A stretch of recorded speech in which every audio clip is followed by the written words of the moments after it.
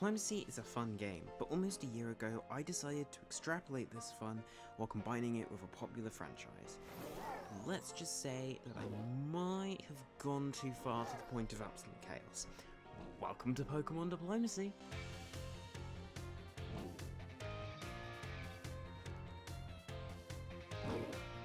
This is Pokémon Diplomacy, a variant built from pure chaos for those who want pure chaos. The board is based off of the real map of Paldea from Pokémon Violet. Why not Scarlet? Well, because I played Violet and it felt easier for me to understand. I'm already dropping myself in the deep end here. This variant features 18 players, one type per player, those being Fire, Rock, Grass, Electric, Steel, Fighting, Poison, Ice, Ghost, Fairy, Dragon, Normal, Ground, Water, Dark, Flying, Psychic, and Bug. No, I'm not adding Stellar. I don't want to deal with that map. Each type's starting location is based off of their respective objective in Pokémon Violet, whether it be a gym, a starbase, or a Titan Pokémon. There are 128 centres as of the A2 map, needing 32 centres to take home a solo win, as I don't think anyone wants to keep on playing to a majority of 65 centres. The game now takes place over days instead of years, with the turn equivalent of one normal diplomacy year equaling one Pokémon diplomacy day. Here's the turn-specific comparisons on screen, which I'll be using for the rest of the video. I'm not good at explaining the basic rules of diplomacy, so I'll be focusing on the fun additions I made to Pokémon Diplomacy in this video only. If you do not know the basic rules, there are several other videos made by others in the diplomacy community you can look at. It is highly recommended you know them first. For the rest of you, let's begin with the first thing on your mind. The original fleets and armies of normal diplomacy would not work well with Pokémon Diplomacy.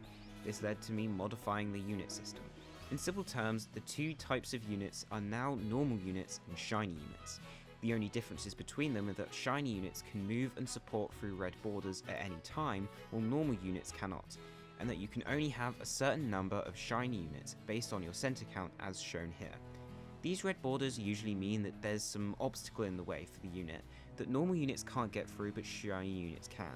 The red borders are loosely based on the real Paldea map, but obviously balancing has since cut some of them. There are also shiny only locations, such as sea tiles in Area 0. Convoys also apply to specific unit types, but that will be discussed later on in the video. Speaking of later in the video, let's move on to another key change for the variant, the type chart. The type chart affects all units based on the attacking units and the defending units types. We're using the Gen 9 type chart, which looks like this. All units have a strength of 1, like in normal diplomacy, but depending on whether they are super effective, or not very effective, it can change that strength. This is done like it is in the Pokémon games, multiplying the strength of the attack by the effectiveness that the attacking unit has over the defending unit. It should be noted that the type chart only affects attacking units. Units defending a province will always have a strength of 1. For example, if a fire unit attempts to move into a grass unit's province, it would be 2 strength against 1, meaning the grass unit would be dislodged. The other part of the basics is support holds, which increase the defending unit's strength by 1 if successful. This would allow the grass unit's strength to increase to 2, bouncing the fire units out. Support holds work as usual in Pokémon Diplomacy, so it can be stopped by the defending unit moving, or when supports are cut by other units.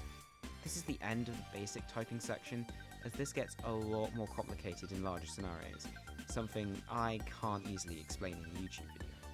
But for now, let's move on to another unique section of Pokémon Diplomacy, the Chaos Zone.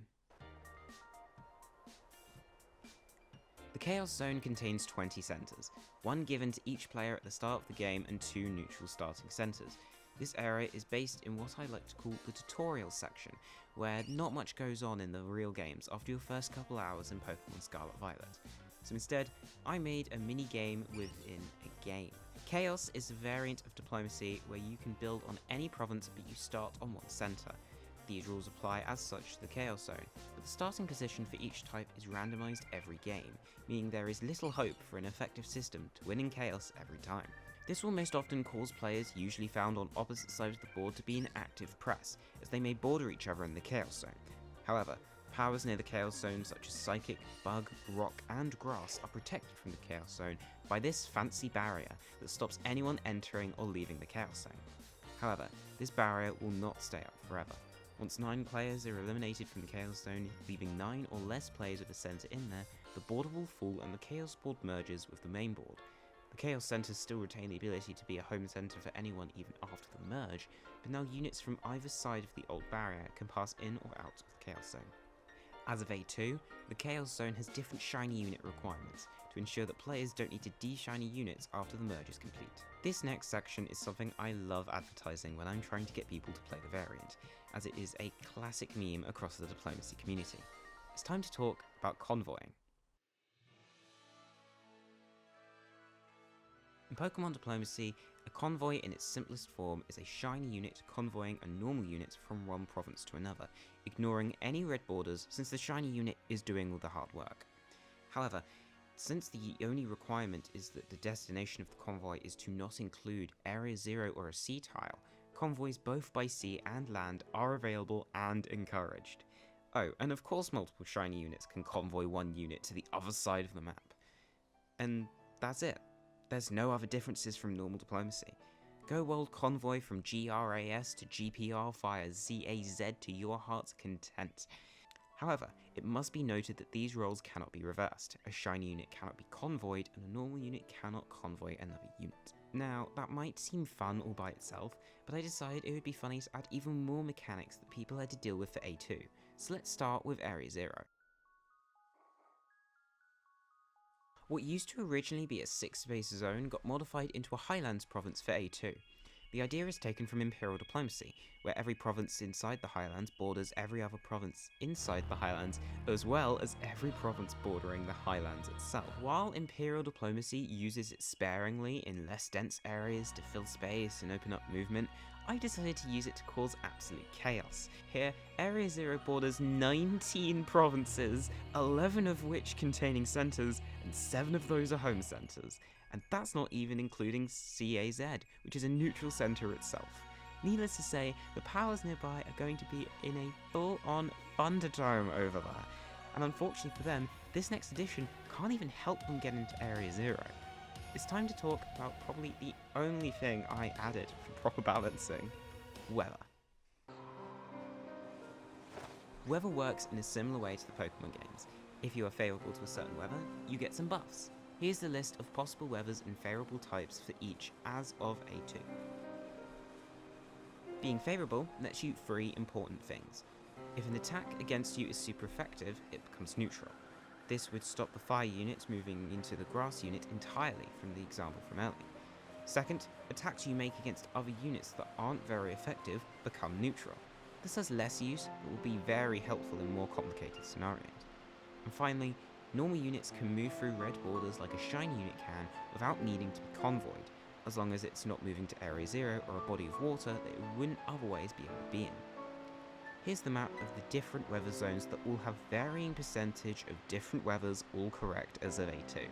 The only other thing worth mentioning here is that the weather actually affecting whether a bonus is valid or not entirely depends on the destination of the unit. This is used in the weird cases of weather use over weather borders, which can come up in complicated scenarios. Now, adding 2 major additional things makes a bit of sense, and unfortunately, there's one more change to discuss. Welcome to France.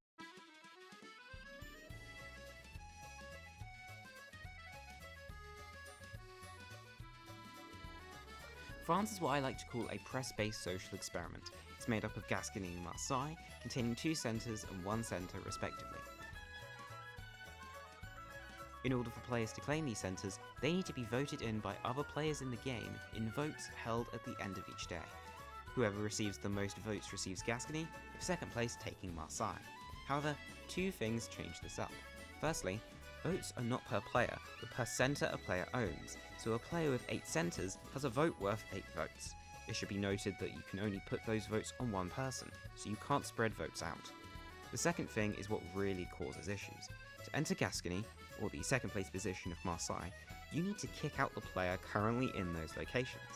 That's to say, you need to get more votes than the people in France got when they entered France, no matter the amount.